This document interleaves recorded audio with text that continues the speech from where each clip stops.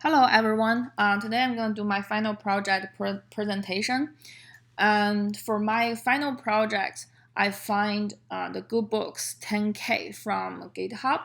I think this is a very good and completed data set. So that's why I'm using this one right here. Before I used, for all of my previous projects, I used Movie Lens and the Jester 5K. I think they're pretty good exercises, especially when I didn't know what recommender system is, using them as a practice. But the problem is for those two data sets, we never have to, well, for at least for me, that I don't have to organize and clean up the data. I think that it probably is taking the most of time and the most important to clean up the data so that you can use it. So that's why here I find a really good one. I have to, because there right here there are five. I think it's five. One, two, three. Yeah, there are five CSV files, and since we're just doing the rating recommenders system, so that's why I'm choosing using the books.csv and the readings.csv for my project. So this is what I'm doing right here. And now I find that there are 10,000 books and around 53,000 of users. So in this case, it is a quite big files. I know this is still a small file if we compare to like a gigabyte, 1 gigabyte, 2 gigabytes.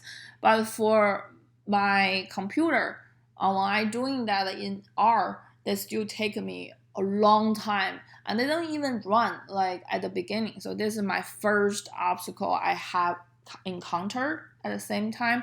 So I googled online and I figured that out. So for books is okay. That CSV file is relatively small compared to ratings file, but ratings file is really huge. It's like a 69 megabyte. So in this case right here, this is what I find from the solution is I'm not going to take the entire data set. It's going to be too much. So I only take the first 10,000. I try the different numbers. I tried 20,000, 30,000, 50,000. So I think like 10,000 probably is good for the recommender system. So that's why I choose 10,000 right here. And now after I read the CSV file, I change that into data frame because we're going to use that later for the analyzing. So for my part one right here is a clean up the data set. Again, using the recommender lab, we're using the Spark layer. I don't know how to pronounce that. Both of them are not that difficult. The most difficult part is a cleanup. So when I'm looking at these two files right here, and I find that both of them has a book ID, which is really good because I want to merge these two files into one so that I can have the book ID, authors, the titles, the book titles, user ID, and the ratings. So that when I do the predictions or recommending later, so I don't have to just recommend the book ID, which is I have no idea what the book is. So I can put them together. So I merge these two files right here and call new ratings. And I'm gonna use the new ratings for the Sparkly, yeah, so for this package, because when I'm doing that, I can do the recommendations for ALS algorithm. Okay, so now after I combine them, I also did another ratings for the rating. Hold on, sorry. Where's my time? Oh yeah. So I'm looking at the ratings right here. Now the ratings here, I can use it for the recommender lab. But I remember that for the recommender lab, you need to have a matrix. That's the first. And the second one right here, it has to be like a real rating matrix. So that's why in this case, the first step, what I do here is I change my matrix right here into a wide form. The wide form right here means the rows right here is by user IDs, and then the columns here is by the the book IDs, so that in the middle right here, that's going to be the ratings. So we have 5, we have 4, but we have a lot of NA. So in this case right here, I changed NA into 0. So any NA right here, I change to 0. And I also convert this wide rating matrix into the real rating matrix, so that I can use it directly for my recommender lab. So now after I have my matrix ready, I set 70% as my training set and 30% as my testing set. I think that's a good number. I know the textbook using 80%, 20%, I think. Sometimes you can even use 90%, 10%. So I think like as long as the number is reasonable, I think that will be fine.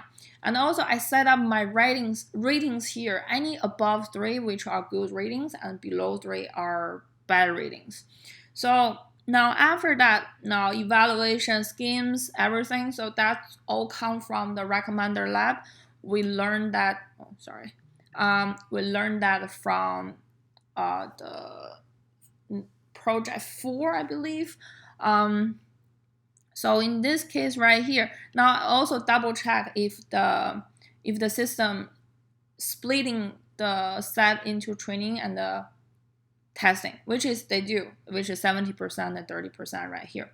And now for unfold right here, I did a 5. I know like most of the time the defaulting is a 10. So I did a 5 because I want to save a little bit of time. If I fold like a 10 or 20, it takes a huge amount of time right here.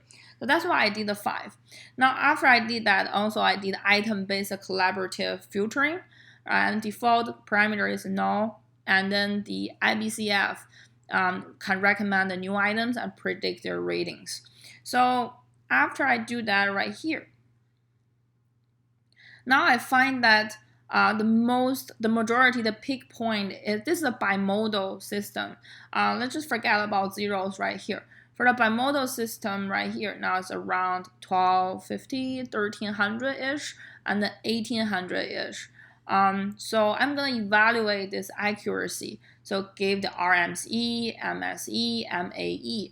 So in this case right here, we find that the RMSE is around 0.6, which is a pretty good number. I will consider it as a pretty good prediction right here.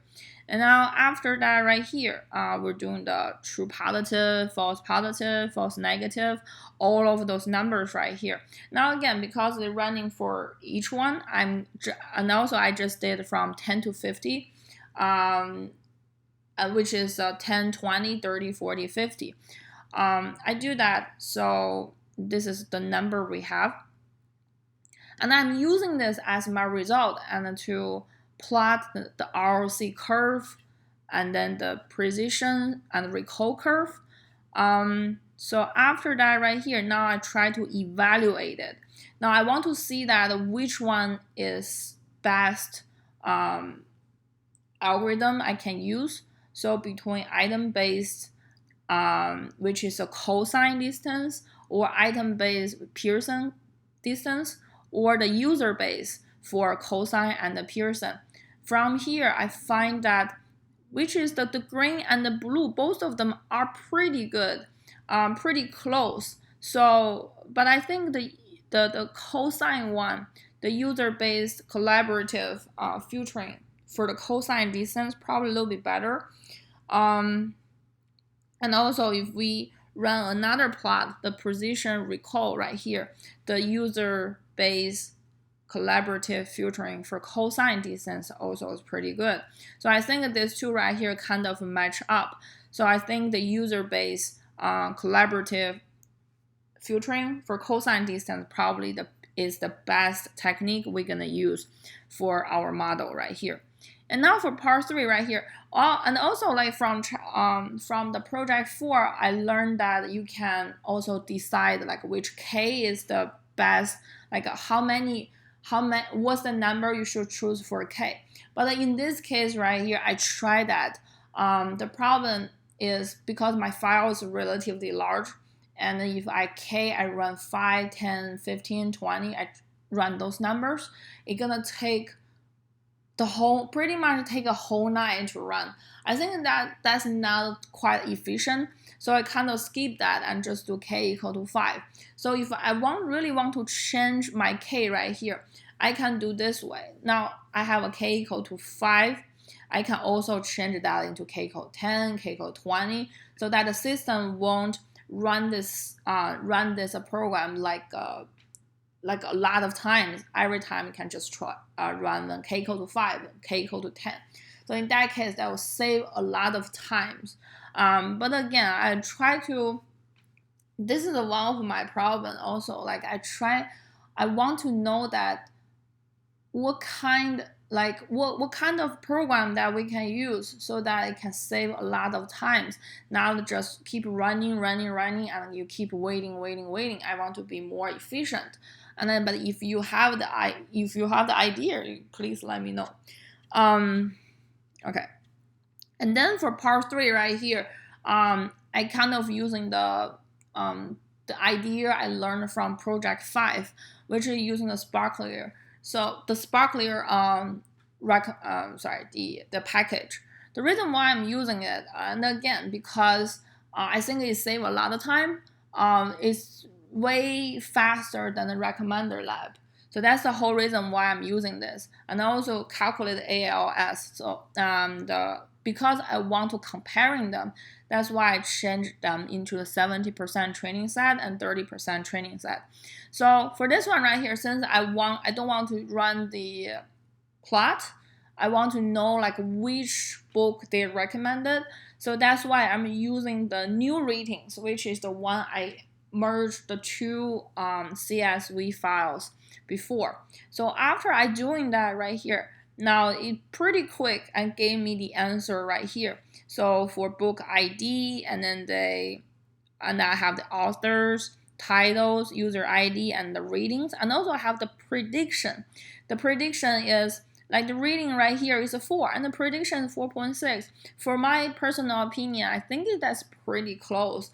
But as we run here, we find what is RMSE. The RMSE is 1.3-ish. So 1.3 is a kind of a big number, compared to 0.6. So which means like project 5, when I'm doing that, the ALS, which is a little bit better. So I think that depends on the question, depends on the rating system we're building. But I mean 1.2 is not that bad either. But for me, I think I'm still gonna using this one, the user-based collaborative filtering for the cosine distance. I think that RMSE is really powerful. It's like a 0.6. I think that's really nice. So okay, so then that's pretty much for my final project. And then throughout the semester, I feel like I learned a lot about recommender system. We use it every day, but we just didn't realize how useful it is, how good it is. And of course, there are like while we're discussing about the ethical issues, there are definitely a lot about it, because in the business world, they want to make money. That's the most important part. So I just hope that for a lot of programmers, data scientists, as we can realize the problems, we can realize aware of the situations, so that we can make it become a little bit better. But for my personal opinion is, because I was math major, and I really fascinated by especially when we're using the SVD, those linear algebra for the recommender the system. I never think about it, but until I did it, the project, I feel like, wow, this is really cool. So I think it's a really good course, and I think I learned a lot from it, and I would like to continue to learn more. I think it's pretty interesting. All right, thank you.